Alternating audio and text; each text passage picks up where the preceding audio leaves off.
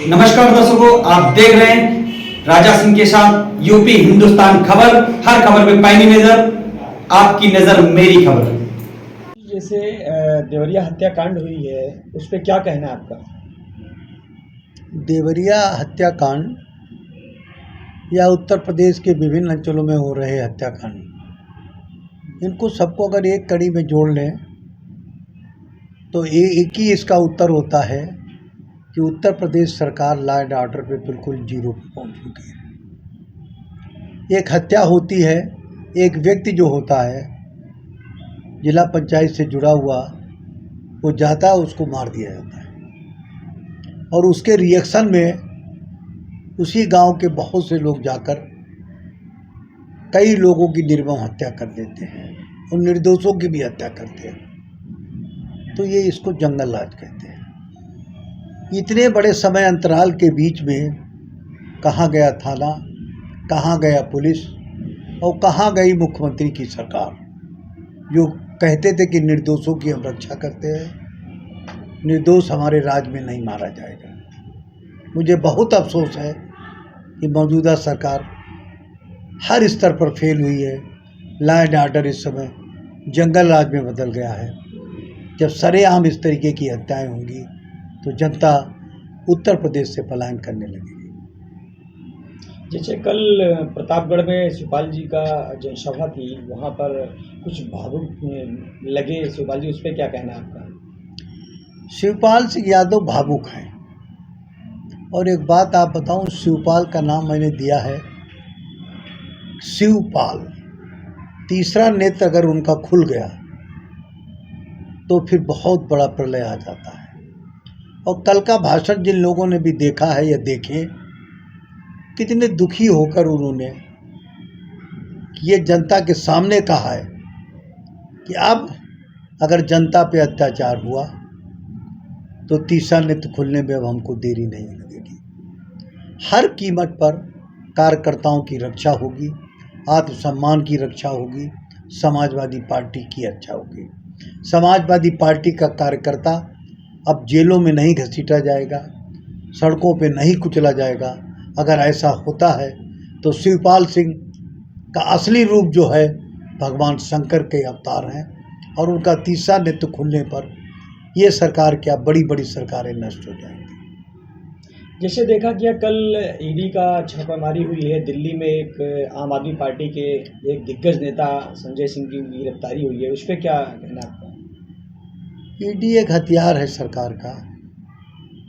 जो ज़्यादा बोलेगा, जो ज़्यादा उछलेगा, उसको दबाने का काम ईडी करते हैं। बसपा के इस नेता को, जो कि उत्तर प्रदेश का प्रभारी भी है, सांसद भी है, किस तरीके से उसके साथ अत्याचार हुआ इसकी हम भर्त्सना करते हैं। क्या लगता है कि उनकी गिरफ्तारी जायज़ है कि नाजायज़? ये समय की रेखा में बंधा हुआ है। अब वो आज वो ले जाएंगे कोर्ट में, आज उनको बताना पड़ेगा कि क्या उन पर धाराएं हैं और उस धाराओं को अगर वो खोलते हैं उसके बाद हम जरूर बयान देंगे। जैसे देखा गया है कि कल की बैठक में प्रधानमंत्री की कैबिनेट बैठक में उज्ज्वला योजना के तहत 100 रुपये सब्सिडी और कम कर दी गई है, उस पर क्या कहना आपका? इलेक्शन के टाइम दुकानें सजाने के लिए, अच्छे नारे देने के लिए ये सब कुछ अच्छा लगता है। 12-13 सौ का सिलेंडर में अगर 100 रुपया घटा दिया, 200 रुपया घटा दिया। हमको याद है, आपको भी याद है कि 500 का सिलेंडर था, आज 1500 के करीब पहुंच रहा है। कितनी सब्सिडी दे रहे हैं। ये गरीबों के साथ अत्याचार कर रहे हैं। सिलेंडर के कनेक्शन लोग ले लेते हैं, उसके बाद वो सिलेंडर केवल शादी विवाह के दौरान ही निकलता है, क्योंकि उनके पास पैसे नहीं है। गरीब आदमियों के पास उज्ज्वला स्कीम तो निकालते हैं, लेकिन उनको ये जानना चाहिए कि 1000 रुपया ये उज्ज्वला के गरीब कहाँ से लाएंगे। ये एक पूरी तरीके से धोखा है कि बढ़ा के घटाना, ये भाजपा की रीति है, भाजपा की नीति है। बढ़ा तो दिया उन्होंने 100% और घटा रहे हैं केवल 5%। तो ये दोहरी नीति अब जनता सहन नहीं करेगी। आपने देख लिया है, मैं आपसे एक बार कह चुका हूँ कि हिंदुस्तान का नक्शा जब आप देखते हैं तो कन्याकुमारी से लेकर आपके बिहार तक, हिमाचल तक और आखिरी लड़ाई गुजरात की है, आखिरी लड़ाई जो आपकी कर्नाटक की हुई है वो विपक्ष जीत चुका है। अब केवल उत्तर प्रदेश बचा है। मध्य प्रदेश ज़बरदस्ती का चिनाया हुआ है। बुरी तरीके से भाजपा हारने वाली है और हम हमारे नेता अखिलेश यादव राष्ट्रीय स्तर पर एक बहुत बड़े नेता बनकर उभरेंगे जो सरकार में रहेंगे या सरकार बनाने में सहयोग करेंगे। क्या लगता है कि 2024 में इंडिया गठबंधन जीत के आएगी? मुझे लगने में कोई गुंजाइश नहीं है। जीतेगी नहीं, बल्कि इस जिस तरीके से माननीय शिवपाल सिंह यादव और माननीय अखिलेश यादव पूरे हिंदुस्तान में घूमकर एक व्यूह रचना कर रहे हैं और विशेषकर शिवपाल सिंह उत्तर प्रदेश को संभाल रहे हैं। हम 100% 35 के ऊपर लोकसभा जीत रहे हैं। हमारे सहयोगी भी लगभग 10 सीटें जीत रहे हैं। हम 45 के करीब पहुंच रहे हैं। अगर गठबंधन हमारा बढ़ता है तो हमारी संख्या उसी के अनुसार बढ़ जाएगी। हम पूरी तरीके से आश्वस्त हैं कि केंद्र की सरकार में हम और हमारी पार्टी, हमारे सहयोगी काबिज होंगे और नए भारत की जो सपना देखा है गरीबों ने वो साकार होगा। बीजेपी में यूपी सरकार बाबा योगी आदित्यनाथ का कहना है कि हमारी जीरो टॉलरेंस की राजनीति है और इसी पे हम काम कर रहे हैं और लोग खुश हैं। उस पर क्या कहना है आपका?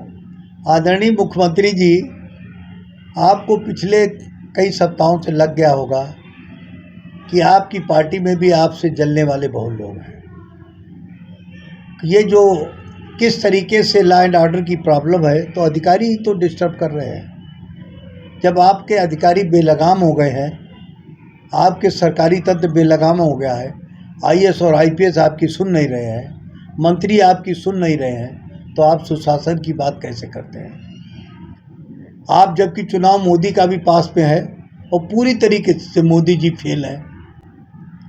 आपके सहारे वो नैया पार करने वाले थे, लेकिन उत्तर प्रदेश में इतना लॉ एंड ऑर्डर की प्रॉब्लम आ गई है कि अब नैया डूबती हुई नजर आ रही है।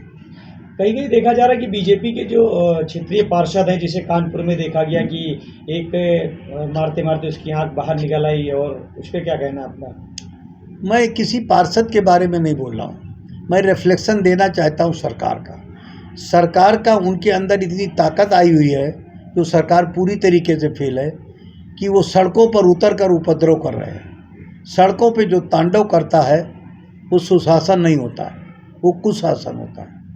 और इस पे किसका पूरे जिम्मेदार प्रदेश का मुखिया होता है, और मुखिया को इस तरीके से बरगलाया जा रहा है अधिकारियों के द्वारा, अन्य लोगों के द्वारा।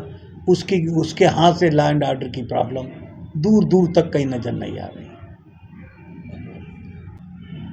एक ऐसी हस्ती इस समय मौजूद है जो उत्तर प्रदेश पे अपनी पहचान की मोहताज नहीं है।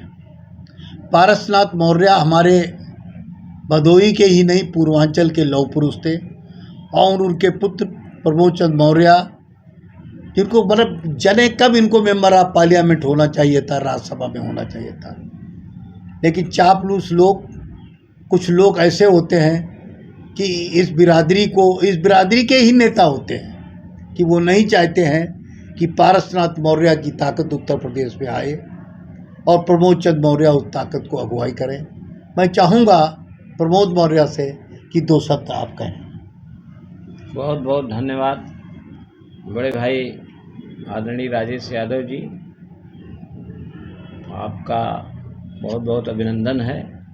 और आप भी बहुत बड़े राजनीतिक परिवार से, सेवक परिवार से आप भी हैं, और हम लोग सौभाग्यशाली हैं कि हम लोगों को राजनीति में एक पैतृक जो है सेवा करने का दायित्व हम लोगों को मिला है, और हम लोगों ने अपने पूर्वजों के आदर्शों पर चलने का काम किया है। हमारे पूर्वज स्वर्गीय पिताजी बाबू पारसनाथ मौर्य सन 1947 में जब सोशलिस्ट की स्थापना हुई थी, उसी समय कांग्रेस से हटकर